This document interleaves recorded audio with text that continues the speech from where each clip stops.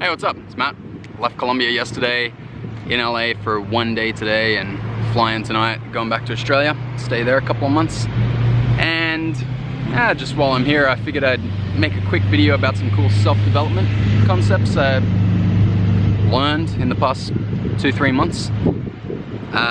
If you're interested in topics like not caring what people think, anxiety, and dating, those are the three kind of areas we'll kind of go over. So if you're interested in those things, stick around for this video. I think it'll be really useful for you. Apologize for the lighting, it's probably shit. Just like, you know, you look around here and you're like, where am I gonna do a video? There's just sun's in the right up in the top of the sky. It's just not gonna work out, right? So, well, let me plow into these. When I was in Colombia, I just suddenly, for some reason, I just started getting like little jolts of anxiety and having like sudden, like just bad thoughts. You know, doesn't matter what they were, because if you listen to the rest of the video, you'll see it's just arbitrary negative thoughts. And I was just like, what is that? At first I thought it was happening because, oh, okay, it's when I'm smoking weed. All right, so let me smoke less weed. And it didn't really help, and I was like, okay, I'll cut out coffee. And for a while I was like, oh yeah, cool. But then when I wasn't smoking weed and wasn't drinking coffee and I had a little bit of anxiety, I was like, nah, what is this? And like, I just get a physical like, and a bad thoughts. I'm like, well, this is shit. So I was trying to figure out how to fix that, right? As you do. And there was one particular lead that I really wanted to follow up on, because I thought, yeah, this could be the one. See, about a year ago, it must have been a year ago, when I took, for the first and only time, mushrooms, magic mushrooms. It was a very, very bad trip. It was so bad.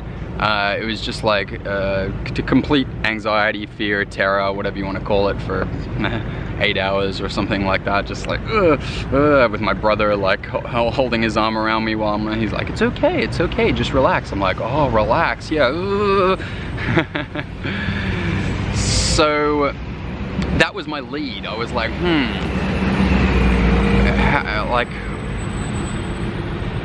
like if I could figure out how to solve that problem to feel comfortable in that situation, it would probably transfer. So I was like, okay, I'm gonna take acid. As I didn't know how to get mushrooms where I was, but I could get acid. So I took some acid, and then my plan was, okay, I'm gonna drop this acid, and I know for a fucking sure that I'm gonna get hit with bad emotions and negativity and that. And I was like, I'm gonna take it. So yep, take the acid. Man, this acid, I don't know what was with it. It took so long to work, hour and a half or something like that. I looked up on some things, they were like, oh, maybe it wasn't even acid, it's just D0X or DOX compound that imitates acid or something like that. But I don't know, it could have just been LSD and it just took a while. I ate a meal. Anyway, sure enough, bang, I just start getting hit with this anxiety. So I'm like, okay, here we go, let's deal with it. What's going on over here? I took it with a girl, and she was like, what the fuck is up with you right now? I'm like, I don't know. But I set to work, right? And I made a discovery. And I discovered that I can use my mind to consciously find where in the body the anxiety is physically, and then consciously relax it. And this isn't science, this is just my opinion. Your brain is connected to your nervous system, obviously, that's science, that's definitely science. But what I decided was that, okay, maybe my brother gave me this idea and I'm stealing it, I'm not sure. When you feel like anxiety, there's always a physical sensation to it. And it's as if your nervous system is going bzz, bzz, bzz, bzz, bzz, bzz. And you can look at a map, like a heat map of anxiety throughout the body, and you can see on it's, you know, here and shit like that, like up in your upper chest, and then you're down here a bit like that. And I was there, you know, tripping, and I just went through my body and just relaxed it. I was like, oh, I can feel it, feel the anxiety like buzzing in my face, and I consciously like just relaxed it. I didn't even get all the way there. Like the trip was still full of anxiety for the most part. I feel like it's probably going to take me a handful of psychedelic experiences to get through it all the way, I think. But I definitely learned a new skill. I learned this conscious ability to, okay, I just noticed I'm having an anxiety kind of experience. Okay, where is that? Where is that in my body? Oh, okay, here it is. Use the power of my mind to relax the anxiety. Go into it. Don't avoid it. Don't treat it as bad. Just explore it. Feel it. Dissolve it. And I've been using that all the time. I've been using that everywhere. And since that acid trip, I feel way less anxiety. I just don't want to give you the wrong idea, by the way. I don't want to give you this idea that I'm like just this anxiety sufferer or anything like that. But everyone feels some level of anxiety, and I think for the most part, most people would like to feel less anxiety. It's just like that. So now we're kind of moving on to the second thing. The first thing is that you do have the ability to use your mind consciously to find the anxiety in your body, where the nervous system is going bzz, bzz, bzz, bzz, bzz, and relax it. Now the second thing is I've been applying this to just everyday life. And especially in the topic of caring what people think. Okay, caring what people think. It's pervasive. Isn't that pervasive? It's like just all through society and everything. It's like a sickness in society. We all care what people think. Some people call it status ambiguity disorder or something like that. Not disorder, just status ambiguity. The reason why we have it, it's just like, where do I fit in the tribe? Where do I fit in the tribe? What does this person think of me? What does this person think of me? What does this new person? How do I do? You know, whenever you may be able to relate to the idea of whenever you just interact with a person, just like it's very Peter Keating, if you've read the Fountainhead. And I started noticing, oh yeah, I'm getting a physical sensation whenever I do that. Again, I just don't let me give you the wrong idea. I'm not talking to people and just like in my head, just like, oh, what do they think of me? What are they? You know, it's just a little bit there, you know. So I started to, when I'm interacting with people, start to be a little bit consciously aware of my body and what's going on there, where the anxiety is buzzing when it does, and just relaxing it, just physically relaxing it. And I have been so much more calm and chilled and just like, just good, just way better.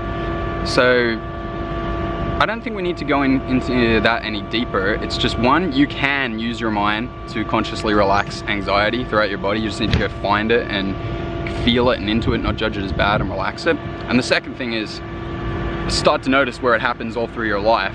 It's more often when you're interacting with other people, because when you're interacting with other people, as Jean-Paul Sartre, however you pronounce his name, he had a lot of good material on shame. You know, he'd say shame is when you sense the other person observing you, and you're like, oh, does this person sees what I'm doing or thinking or something like that.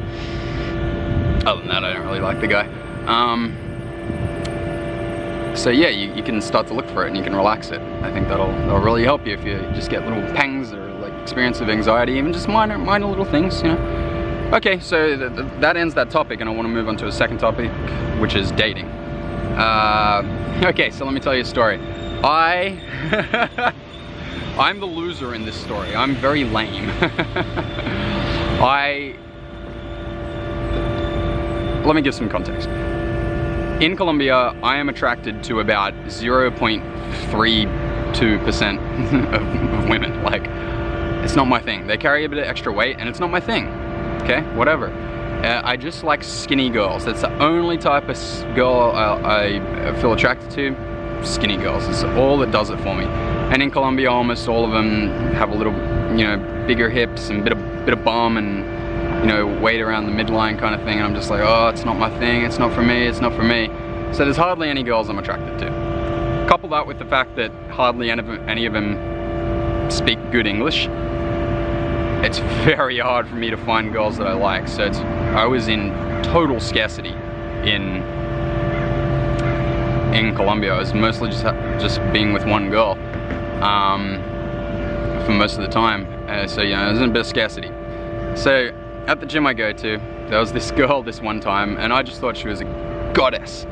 Like, she literally was insanely attractive. And I talked to her one time, I was like, oh, you know how to do a bridge, like a back bridge? And she's like, yeah, blah, blah, blah. I'm like, well, yeah, blah, blah, blah, blah, blah. And we had a conversation. I was like, oh, yeah, she's cool, she's cool. You know, next time I think, okay. And then I go, okay, next time when I see her at the gym, I'm gonna talk to that girl and, yeah, ask her out. Maybe I can bang her.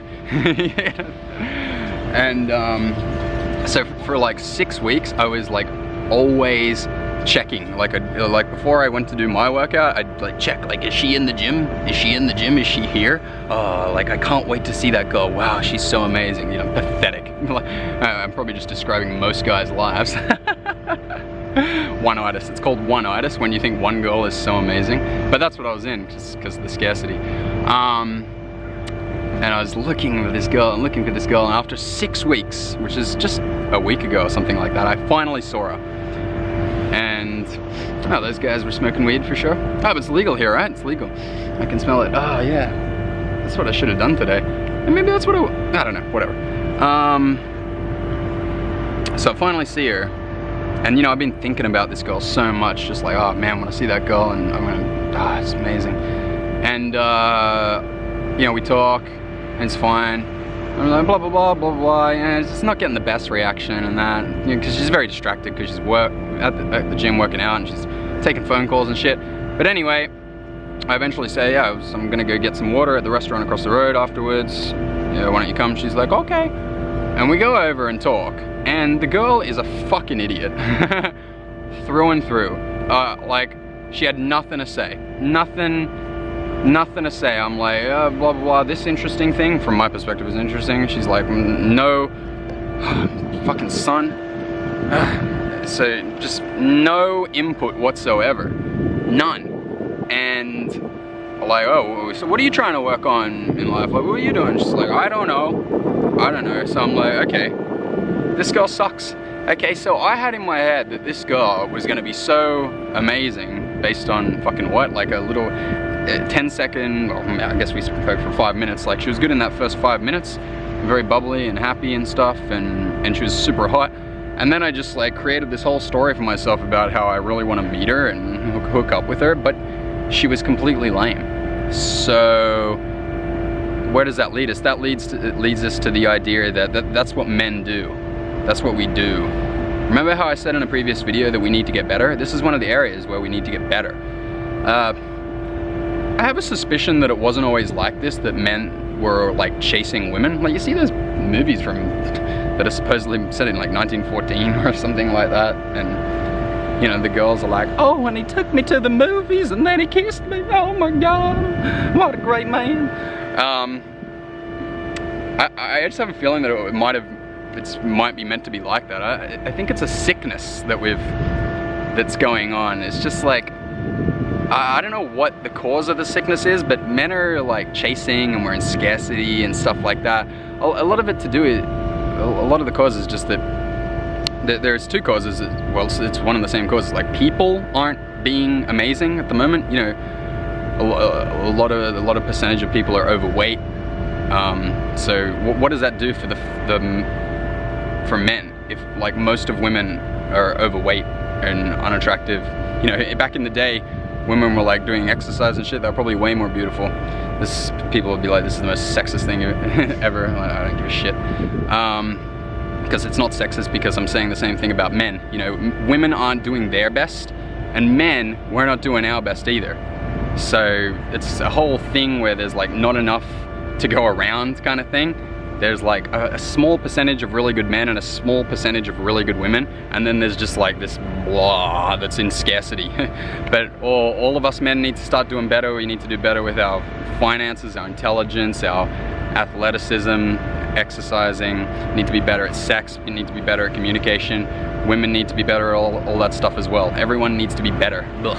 All right, so what's the self-development principle? It's like, yeah, don't put women on a pedestal. We all already know that one. Don't assume that any particular woman is like amazing before you really know her, and commit to like chasing after her. Don't be like me, don't be like an idiot. I'm not usually like that, alright? Give me a break. And just start being better. You can still chase women, that's cool, but in the meantime, start working on yourself so that you become quality, so that eventually you flip it and you don't need to be chasing. That's what I'm working on. All right, that's it. Video over. My flight's at like 10:30 tonight. It's only midday at the moment. I don't know what I'll do. Probably get some work done. Or maybe not. I don't know. Okay. See you soon. Bye.